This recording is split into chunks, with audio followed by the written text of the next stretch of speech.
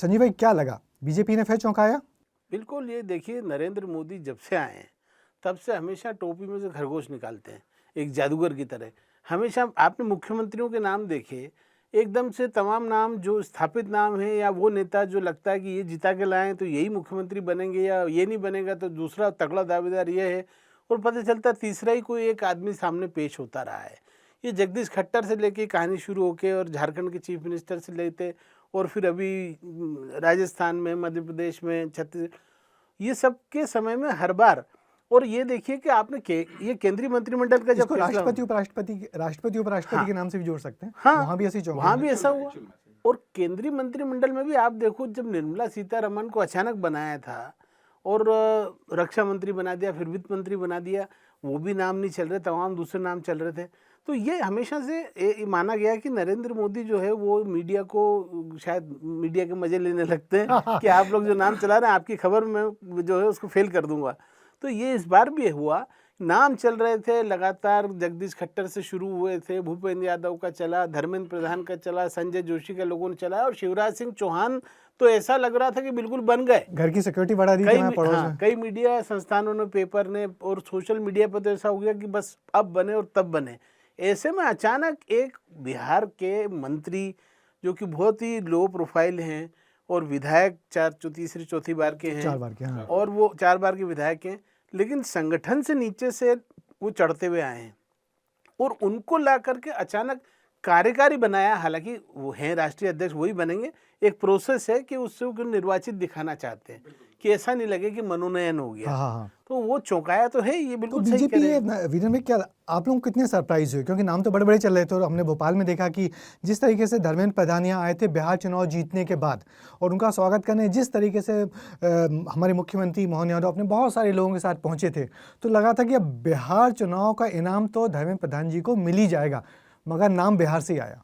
बिल्कुल सही बात है। मतलब आप मानेंगे नहीं, जब ये पूरी प्रोसेस चल रही थी और जब ये खबरें उड़ी कि भाई शिवराज जी के यहाँ सुरक्षा बढ़ा दी गई, तो जाहिर सी बात है हमारे प्रदेश के लोगों के मेरे पास फ़ोन आए, शिवराज जी बनने वाले मेरे पास। हमने देखो ये बीजेपी है, समझ में नहीं, हमने कि मैं किसी का भी हमने कि मैं कर सकता हूँ, मौसम की भविष्यवाणी कर सकता हूँ, बीजेपी की भविष्यवाणी में नहीं कर सकता कि बनेंगे कि नहीं बनेंगे।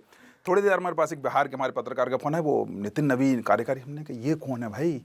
तो मतलब मैं खुद चौंक गया था। फिर उन्होंने पूरी पढ़ के बताया कि भाई हमारे यहाँ से विधायक और वो कार्यकारी अध्यक्ष, उन्होंने जब वो चला नाम, तो निश्चित तौर से मतलब बड़ी ही हम सबके लिए बड़ी चौंकाने वाली बात हो। जबकि हम लोग इतने नेताओं से जुड़े रहते हैं, हर दिन बातचीत करते रहते हैं, खबरें पढ़ते रहते हैं, हम लगभग खबरों में ही जीते हैं, लेकिन बिटवीन द लाइंस कभी नहीं निकाल पाती कि मतलब हम लोगों को भी सोचने की जरूरत है कि कितना ज़्यादा चौंकाती है बीजेपी। मैं तो उस दिन रविवार का दिन था, मैंने कहा आज बढ़िया कुछ काम धाम है नहीं, बढ़िया छुट्टी है, बच्चों के साथ फिल्म देखने चलो।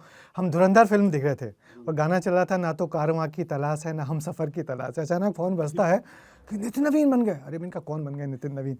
कि वो जिसका आपने इंटरव्यू किया था छत्तीसगढ़ में, उसको चला लें क्या? और मैंने कहा क्या राष्ट्रीय अध्यक्ष बन गए कि प्रदेश अध्यक्ष बन गए? उन्होंने कहा नहीं राष्ट्रीय अध्यक्ष बन गए। अरे मैंने कहा हाँ चला भाई। तो ये जो बीजेपी है, एक बार अरुण शौरी ने कहा था कि जो बीजेपी है हेडलाइन मैनेज करती है, हमेशा जर्नलिस्ट को खारिज करती है और चौंकाती है और सबको इस तरीके से, आपने जैसे कहा कि टोपी से खरगोश निकालती है। मगर इतने सारे नामों के बीच, बड़े बड़े कद्दावर नामों के बीच नितिन नवीन को चुनना, उसके पीछे क्या वजह देखते हैं आप? ये बार सवाल उठता है कि नरेंद्र मोदी के बाद कौन, नरेंद्र मोदी के बाद कौन? तो नरेंद्र मोदी के बाद के कौन में नाम अमित शाह का जाहिर तौर पर अभी चूंकि सबसे सर्वशक्तिशाली नंबर 2 वही है। आप देखिए कि अभी पिछले 1-1.5 साल से तो बड़ा आपने ध्यान दिया होगा कि अब जो बड़े नेता दिल्ली जाते हैं वो मोदी से नहीं मिलते हैं, वो अमित शाह से मिल के आते हैं। उनकी फोटो आप देखना अमित शाह के साथ छपती है। जाहिर सी बात है कि सारे बड़े फैसले अमित शाह कर रहे हैं और वो स्वाभाविक तौर पर नंबर 2 हैं।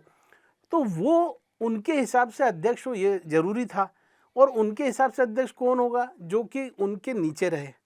और जाहिर है कि जो नाम चल रहे थे, अब जैसे मैं आपको बताऊं कि भाजपा का अध्यक्ष जो होगा वो संसदीय बोर्ड का भी डिफेक्टो चेयरमैन होता है और वो बहुत इंपॉर्टेंट पोजीशन होती है। संसदीय बोर्ड का अध्यक्ष होना मतलब सारे महत्वपूर्ण फैसले वही लेता है, इंक्लूडिंग कि संसदीय दल का नेता कौन होगा, उसके जो प्रधानमंत्री बनता है, मुख्यमंत्री कौन होगा, उसके नाम पे कौन होगा, टिकट किसको मिलेंगे, वो एक बहुत इंपॉर्टेंट पोजीशन होती है। और अमित शाह ऐसे किसी भी आदमी को वहां पर क्यों आने देना चाहेंगे जो कि पूरी तरह से उनके कहने पे न चले? ये एक बहुत ओपन बात है। बिल्कुल, हम लोग को ये तो लग रहा था जितन कि एक बड़ी पीढ़ीगत परिवर्तन होगा, क्योंकि ये हम लोग के पास संदेश आप सबके पास भी आ रहे होंगे कि जो नाम वहाँ बीजेपी से संग जा रहे थे, तो वो नाम को खारिज नहीं किया जा रहा था, मगर कहा जा रहा था कोई और नए नाम बताइए, और नए नाम बताइए।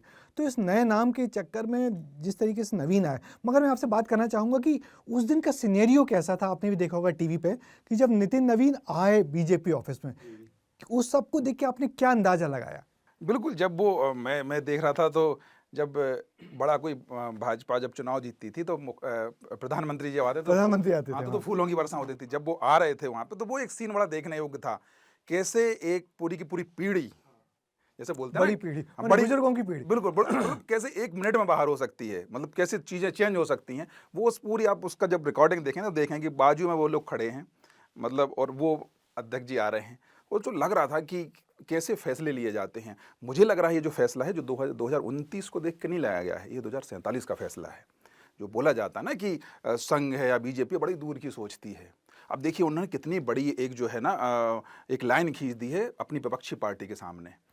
उनका अध्यक्ष 83 ईयर्स का है, बहुत अच्छे। इनका अध्यक्ष सही। 45 ईयर्स का है। कितने सारे कैलकुलेशंस हैं। उनका अध्यक्ष अलग, इन्होंने कायस्थ को चुना। क्यों?